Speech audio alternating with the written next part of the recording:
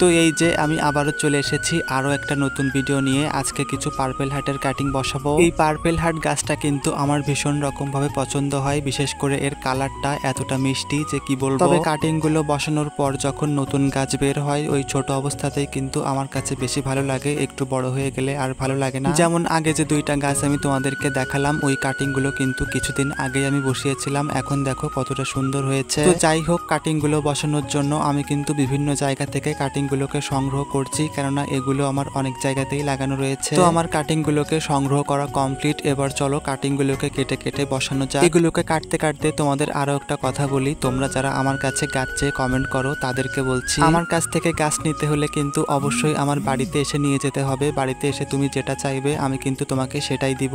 তো আবার চলো কাটিং গুলোতে ফেরা যাক। এখানে দেখো আমি কতটা ছোট ছোট করে কেটে নিয়েছি। এভাবেই করে কিন্তু প্রত্যেকটা কাটিং কে কেটে নিতে হবে। কাটিং গুলো কাটা হয়ে গেলে এ পর্যায়ে টবের ভিতরে মাটিটাকে ভর্তি করে নিব। এখানে মাটিটা আমার আগে থেকেই তৈরি করা ছিল। আর কাটিং গুলোকে বসানোর জন্য আমি এখানে কি নিয়েছি সেটা তো তোমরা অনেকেই হয়তোবা বুঝতে পেরেছো। হ্যাঁ, ঠিকই ধরেছো, এটা একটা পুরনো রাইস কুকারের পাত্র। এটার ভিতরে আগে কিছু বটলিলি গাছ ছিল, সেই গাছগুলোকে আমি অন্য জায়গায় সরিয়ে দিয়ে এই গাছগুলোকে এখানেই বসাবো সিদ্ধান্ত নিয়েছি। আর তোমরা তো জানো আমার যেমন ভাবনা তেমনই কিন্তু কাজ। এ পর্যায়ে দেখো একটা একটা করে কাটিং বসিয়ে নিচ্ছি। আর একটা কথা, সেটা হচ্ছে পার্পেল হার্টের যে সরু সরু কাটিং গুলো থাকে সেগুলো কিন্তু একদমই বাঁচতে চায় না, অন্তত আমি তো সেটাই জানি। এখন দেখা যাক এখান থেকে আমি কেমন চারা পাই, আর সেটার আপডেট তো আমি অবশ্যই তোমাদের সাথে শেয়ার করব। তো এ পর্যায়ে দেখো আমার কাটিং গুলোকে বসানো কমপ্লিট, জলও দিয়ে দিলাম। এখন কাটিং গুলোকে ভালো দেখা না গেলেও ভবিষ্যতে এগুলোকে কিন্তু ভালোই দেখা যাবে। তাহলে আজকের মতো এতটুকুই, দেখা হচ্ছে পরবর্তী ভিডিওতে। আর আমার ভিডিওগুলো যদি ভালো লেগে থাকে তাহলে অবশ্যই সাবস্ক্রাইব করে পাশে থেকো।